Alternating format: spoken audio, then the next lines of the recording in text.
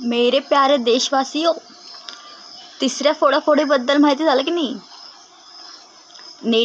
पहिली नीटची झाली, मग सेकंडली खासदारांची फोडाफोडी झाली, आता तिसरी फोडाफोडी आहे टी.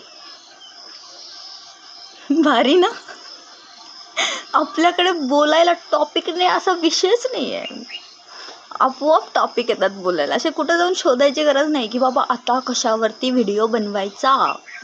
ठीक आहे, बघा मला काय म्हणा, आपण पेटिशन साईन करूया का एक, की बाबा तुम्ही हे एक्झाम वगैरे जे घेताय ना ते बंद करा. नको, तुम्ही डायरेक्ट काय बोलतात, जे असे श्रीमंताचे घरचे ज्यांच्याकडं पैसा वगैरे आहे ना तुम्हाला द्यायला, तुम्ही त्यांना डिरेक्टली सीट का नाही विकतात? अशी त्यांच्या हातात नोकरी द्या, त्यांच्या हातात असं सीट द्या त्यांना. कशाला गरिबांच्या लेकरांचा किंवा सर्वसामान्य जे लोक आहेत तर त्यांच्या प्रामाणिक कष्टांचा किंवा त्यांच्या जिद्दीचा, त्यांच्या एक होप बोलतो ना आपण, एक आशेचा किरण आहे, त्या सगळ्याचा तुम्ही असं मजाक का उडवताय?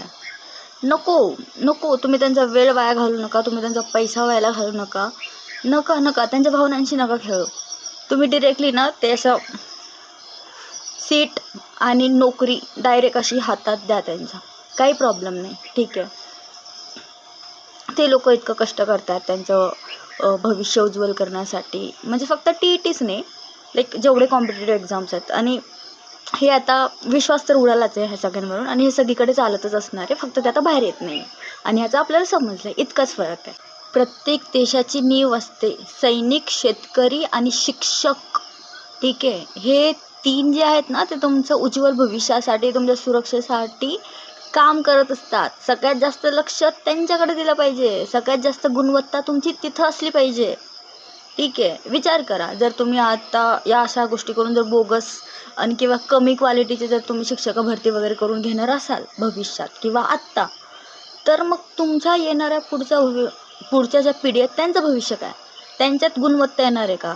आपण लकी होतो की आपल्याला चांगले शिक्षक भेटले, त्यांनी आपल्याला संस्कार दिले, त्यांनी आपल्याला म्हणजे त्यांनी असं फक्त काय बोलतात शैक्षणिक गोष्टी नाही, पण एक मूल्य असतात की नॉर्मल लाईफ जगताना, समाजात वावरताना, किंवा आपली आत्ता जी काही अशी मेंटॅलिटी आहे किंवा आपल्या अंगामध्ये जे काही गुण आहेत, सद्गुण आहेत, ते सगळे आपल्याला त्यांनी शिकवले आहेत.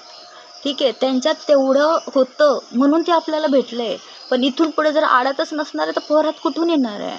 आणि हा खूप सिरियस विषय आहे, कारण इथून पुढच्या पिढ्यांचं भवितव्य त्यांच्यावरती अवलंबून आहे.